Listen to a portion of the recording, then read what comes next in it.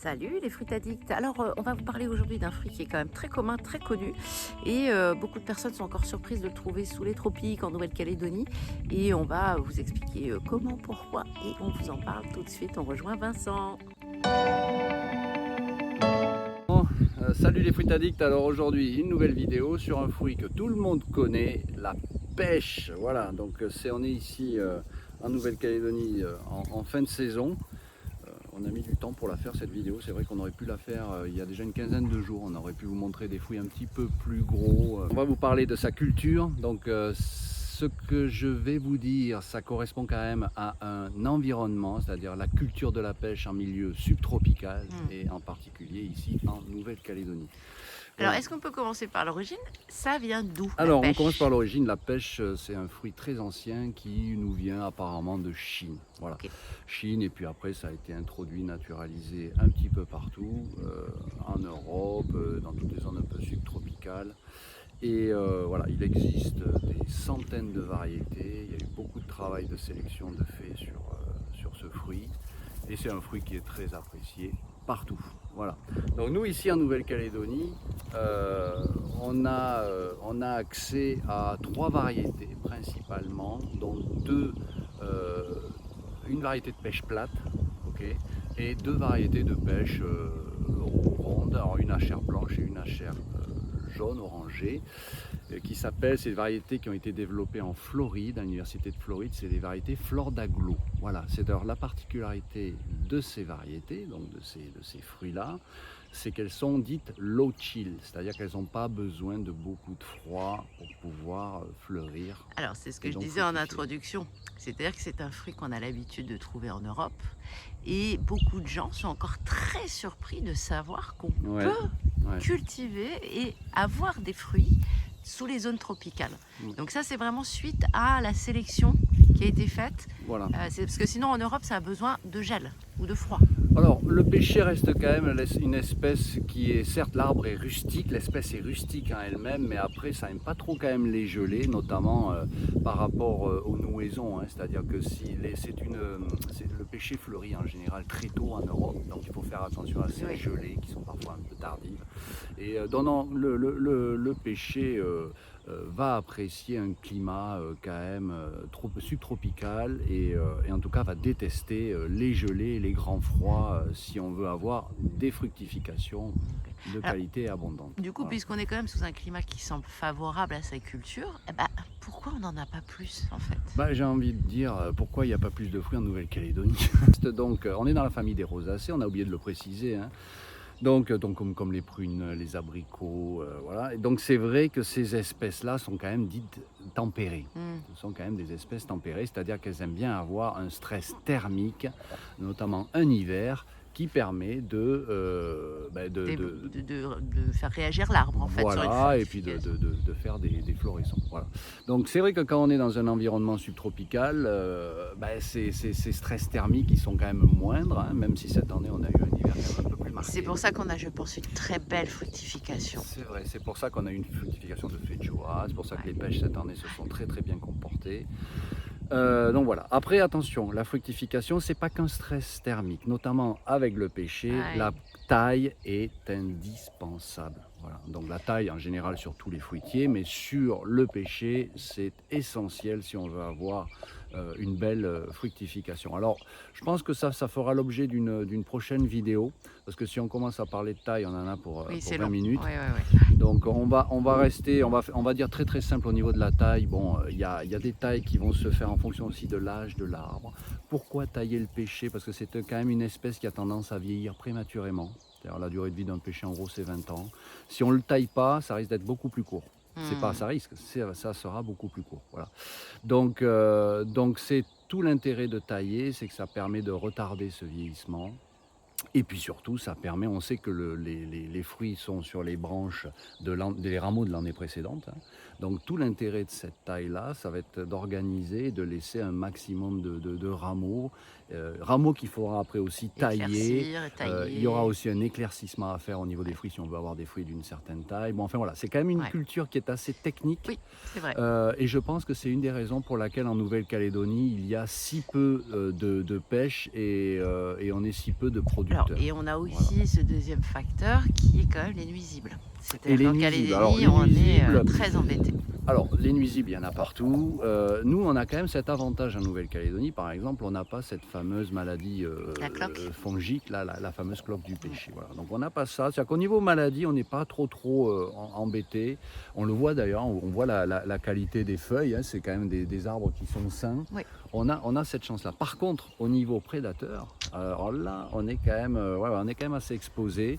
C'est-à-dire alors, les deux principaux, c'est quoi? C'est la mouche du fruit. Ah, c'est l'horreur, la Ça, mouche c'est du quand même problématique. Alors cette année, on a eu de la chance sur la première partie de production, là, sur le début de prod, parce qu'il faisait quand même encore un peu froid Oui, c'est vrai. hein, pour un mois de novembre. Donc les mouches de fruits n'étaient pas quand même très présentes, ce qui n'est pas le cas là. Les dernières, là, elles sont en train de se faire massacrer.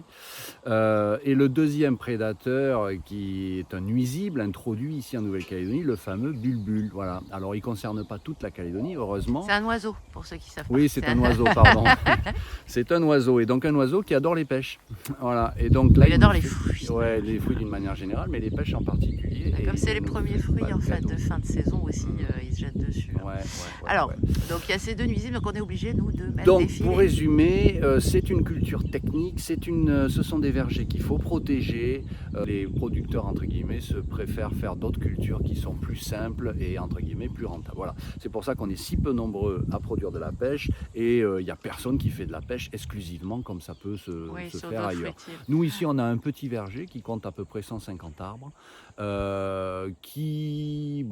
Alors c'est pas nous la culture principale, loin de là. Par contre, c'est un fruit qui est intéressant en Calédonie parce qu'il arrive en fin d'année. Hein, c'est-à-dire que ça, c'est une. Là, on est début de décembre, ça fait 2 mois qu'on a de la Voilà, pêche. on a de la pêche en octobre et en novembre. Et octobre et novembre, il n'y a pas beaucoup de fruits à cette période-là. Donc c'est quand même l'intérêt de cultiver ce fruit. Parce que déjà, c'est un très bon fruit. On le voit, hein, les consommateurs adorent. Et puis ensuite, ça nous permet d'avoir un fruit de qualité à cette saison où il n'y a pas grand-chose. Alors, est-ce que tu peux nous parler de l'exposition, du sol, de la taille? Alors, concernant sa culture, c'est très simple. Il faut du soleil. Il faut un sol qui soit quand même riche, mais pas trop humide et surtout pas calcaire. Voilà. Ah, ok. Ça déteste en fait les Donc, ils sols vont pas calcaires. aimer être Alors, à même- Lifou, quoi. Ouais, même s'il y a eu des centaines de variétés et même s'il y a donc des variétés qui ont été sélectionnées, des porte-greffes notamment, qui vont être un petit peu plus résistants à ces sols calcaires, c'est quand même pas un fruitier adapté à des sols calcaires. Oui, donc sur les îles Loyauté, notamment Malheureusement. malheureusement Ouais. le pêcher s'y plaira pas trop, Ok. pas même.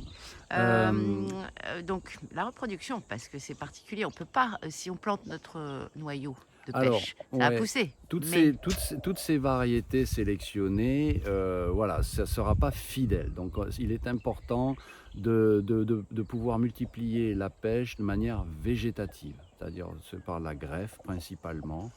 Voilà, ce sont des greffes qui se font assez facilement, alors, soit des greffes en écusson, des greffes d'œil, on peut faire des greffes en tête aussi.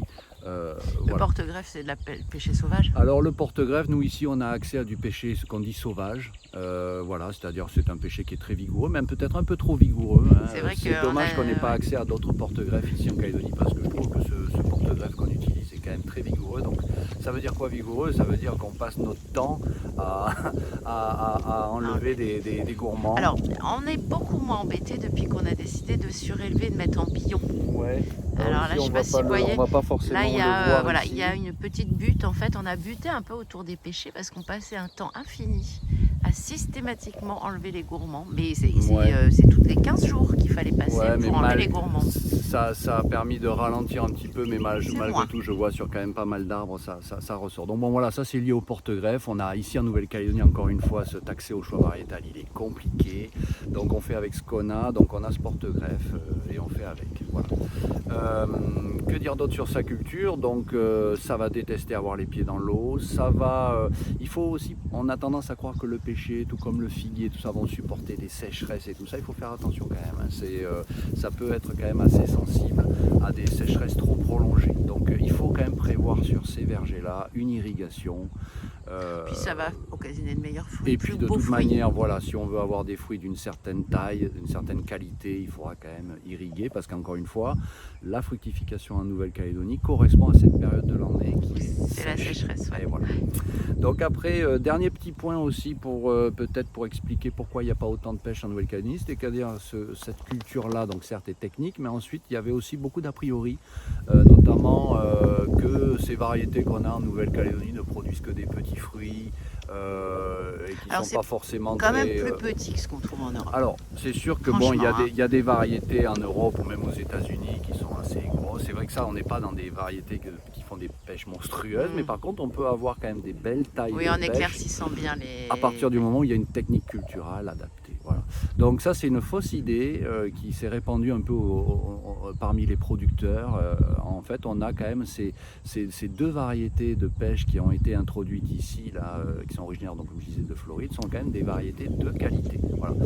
Et de taille très correcte. Et de taille très très correcte à partir du moment où on leur donne à boire, à manger et puis qu'on fait cet éclaircissement, c'est-à-dire qu'on évite de laisser 10-15 fruits parce que c'est une espèce, le pêcher, qui fructifie énormément. Voilà, donc il ne faut pas avoir peur à la fois de tailler, mais surtout d'éclaircir. Ouais. C'est-à-dire on évite de laisser, je sais pas moi, 10, 15, même 20 là, fruits par exemple, sur vous voyez, ces deux-là, clairement, il aurait fallu en enlever une. Voilà. Si on veut avoir... Normalement, il faut mettre à peu près une main entre chaque fruit et puis ne pas les laisser face à face, sinon ça pompe vraiment l'énergie. Si on veut avoir des beaux fruits, voilà, il faut laisser 2, 3, 4, 5 maximum fruits sur une branche. Voilà. Bon, je pense que par rapport à sa culture, on a fait plus ou moins le tour, donc ça va s'adapter à tous les sols. Par contre, on évite les sols calcaires et puis on donne à boire et à manger un peu comme pour tous les fruitiers. Allez, dégustation des pêches. Alors, avant de commencer, je voulais vous donner quelques vertus qui sont vraiment importantes au niveau de la pêche. C'est un super fruit, c'est peu calorique, c'est bourré d'antioxydants, il y a des caroténoïdes. Il y a une étude qui est sortie sur un des principes actifs de la pêche qui permettrait d'éviter les atteintes du foie lorsque vous êtes en chimiothérapie. Donc si vous mangez des pêches régulièrement pendant les traitements, c'est quand même bénéfique. Il faut idéalement manger la peau. Donc comme il y a ce petit velours dessus, il ne faut pas hésiter à la frotter pour enlever cette espèce de petite... je sais pas, cette petite... Oui, on a... Comment dire, je sais pas, des petits poils. Il faut dépoiler la pêche avant d'y passer dedans. Préciser qu'il y avait des variétés duveteuses, ça se dit. Duveteuses. Et puis des variétés à police. Voilà. Après, manger la peau, oui, quand les fruits sont comme ici, pas traités. Bien sûr, bien sûr. Alors, c'est bourré de fibres, bourré d'eau, ça hydrate bien.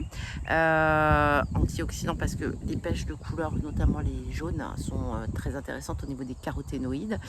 Beaucoup de fibres. Donc, si vous avez des problèmes de transit un petit peu feignant, eh ben ça, c'est un super fruit. Et voilà, que des bénéfices. Et puis, ça donne la pêche parce qu'il y a plein de vitamine C. Ouais, elle était facile. Elle était facile. Bon, je te propose une expérience. Allez. Tu fermes les yeux, tu goûtes, et je voudrais juste, sans que tu passes par ton mental, que tu me racontes la mémoire, tu sais, de ce goût. T'as compris? Ok. Allez, vas-y, ouvre. Voilà. Ça te rappelle quoi? Ah ben ça me rappelle mon enfance. Bon. Mais t'es où, c'est quoi? Ah ben mon enfance c'est le Lot-et-Garonne. Non mais je veux dire c'est une plage, c'est sur la terrasse avec papa et maman. Non, c'est les vergers chez mes oncles où il y avait bien sûr aussi des pêchers. Oui, c'est une sorte de famille l'agriculture. Ouais, c'est vrai. Donc ça me rappelle quand même des souvenirs d'enfance principalement. Ouais. Alors, l'odeur, moi ça me fait penser au marché. Des marchés européens de France et tout ça. C'est vraiment typiquement des marchés. Ça sent le melon, la pêche, voilà, c'est ça, c'est typique l'été. C'est vrai que c'est un fruit d'été, c'est vrai que ça rappelle, c'est un fruit qui est chaud. Donc c'est l'été, c'est hyper rafraîchissant. Moi ça me fait penser vraiment, on avait un pêcher dans le jardin. Donc on avait ces petites pêches, mais je me souviens que c'était bourré de cloques, et je disais, il est malade, l'arbre que j'aime bien. Et sinon ça me fait penser à la plage. Moi j'allais beaucoup, je suis de Charente-Maritime, et on allait à la Côte Sauvage. Longue langue de plage blanche magnifique avec l'Atlantique, avec des rouleaux. Et on passait nos étés le cul dans le sable avec mon frangin. Et on était sous le parasol à manger des pêches. Et c'était le goûter, c'était l'anka. Et pour moi, c'est le soleil. C'est vrai. C'est le fruit C'est vrai. du soleil. C'est le fruit du Alors soleil. le goût, comment décrire une pêche à part dire que c'est un goût d'une pêche. Donc celle-ci, c'est la jaune. C'est vrai que la pêche a beaucoup de significations, y compris dans la culture chinoise. C'est le fruit de l'immortalité, je crois, en Tao. C'est plein de jus, c'est très Ouais. hydratant, c'est très fondant en bouche. Ah, c'est un super fruit, c'est vrai que c'est pour ça Ça qu'on se s'embête à détache, cultiver ça ça se ici. détache du noyau, Ouais. contrairement au brugnon, qui lui a tendance à coller au noyau. Alors là aussi, il y a plusieurs variétés. Hein. Moi, ceux que je connais, moi, ils sont comme ça. Ouais. Alors, c'est un fruit que j'adore. T'es pas la seule. C'est assez unanime, hein, la pêche. On Ouais, n'est pas je pense vraiment- qu'il n'y a pas beaucoup de... Si, alors on a amené des pêches chez des amis chez qui on était invités hier. Ah ouais? Et il y a une des copines qui disait, ah non, mais moi, j'aime pas ce duvet. Ah d'accord. Après, ça peut se peler. Hein. Mais voilà, pour elle, c'était un peu rédhibitoire, peut-être le toucher, tout ça. Donc voilà. Alors là, ça va être la. Non, c'est une jaune aussi. Ça, c'est une Regardez, jaune. la blanche. Et ça, c'est une Vous blanche. voyez, c'est quand même des tailles qui sont sympas. Alors, on n'est Ouais. pas sur ces grosses pêches qui ont la taille d'une main comme en Europe, Ouais, mais ouais. c'est quand même des super fruits. En sachant qu'on a sorti des fruits plus gros que ça. Ah. Là, ce sont les derniers. Hein. Ah, Vincent les accueille un peu vertes. Ouais, je viens de l'accueillir en fait. Il aurait fallu... Mais malgré le fait qu'elles ne soient pas mûres, on a quand même les aromatiques de la pêche. Donc, il n'y a pas le côté fondant, juteux, Mhm. mais il y a quand même complètement le goût de la pêche. Et moi, je sais qu'aussi, les enfants, on le voit, adorent les pêches quand elles ne sont pas mûres. Ouais, croquante. Parce que ça croque, je pense. Ouais, c'est vrai. c'est Ça vrai. croque, ça croustille. On Il y a peut un les- côté crunchy. Ouais, c'est vrai, on peut les consommer dedans. comme ça. Ouais, Ouais. Moi, j'aime bien. Hein, moi, ça ne me dérange pas du tout. Ouais. Donc, voilà pour la pêche. Et vous, en fait, à quoi ce fruit vous fait penser? C'est vrai. C'est vraiment la Madeleine de Proust au niveau des fruits pour beaucoup de gens. Donc, ce serait super si vous pouviez nous dire une petite phrase en disant moi, c'est un souvenir de là, de là, de là. On aimerait bien, puis ça nous permet de voyager, nous aussi. Et puis, on vous dit à la semaine prochaine. Voilà, et puis on refera une vidéo un peu plus technique quand ça sera la Oui, saison, parce sur la qu'ici taille. en Nouvelle-Calédonie, on va les tailler au mois de mai, juin. Donc on refera une vidéo exclusivement là, sur la partie technique, la taille des pêchés. pêchés. Voilà, en attendant, on vous laisse, on vous souhaite une Allez. bonne semaine et à dimanche prochain. Ah, salut les fruits addicts.